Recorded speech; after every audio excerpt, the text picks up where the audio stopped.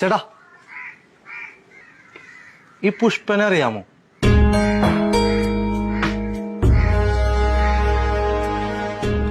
ഈ പുഷ്പനെ അറിയാമോ?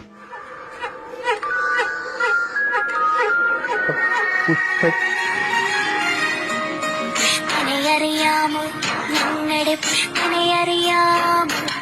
സഖാവിനെ അറിയാമോ?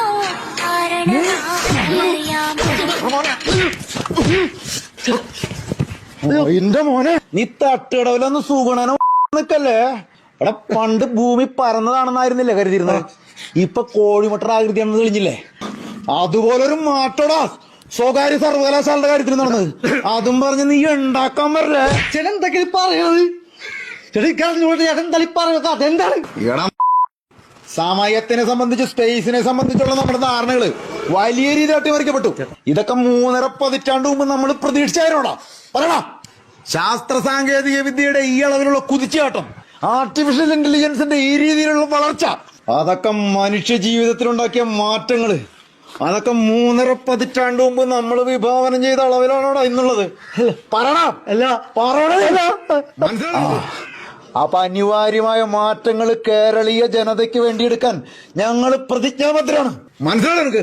ചേട്ടാ, എനിക്കൊന്നും മനസ്സിലായില്ലാട്ടാ. സത്യം പറയും.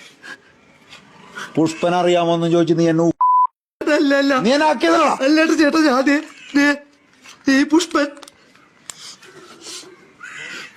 അഡ്രസ്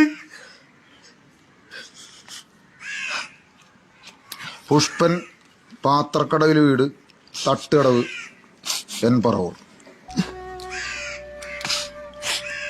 ഇതാ ചേർന്നടയിലേക്ക് അടിക്കാൻ നിൽക്കണ പുഷ്പൻ ചേർന്നല്ലോ. കളിയാക്കിയതല്ല. എനിക്ക് നേരത്തെ പറയായിരുന്നില്ലേ? ചേട്ടാ, സമ്മതിക്കല്ലേ? സാരമില്ല, വാ.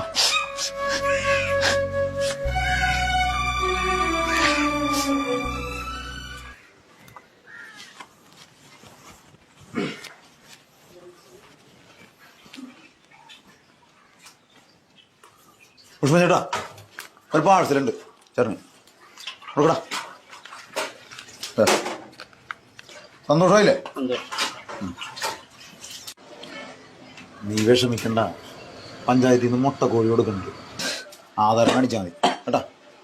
ഡെയിലി മുട്ട കഴിച്ചാൽ മാറാവുന്ന കേസുള്ളത് കേട്ടാ. സമാധാനമായിട്ട് കഴിക്കും. ശരി.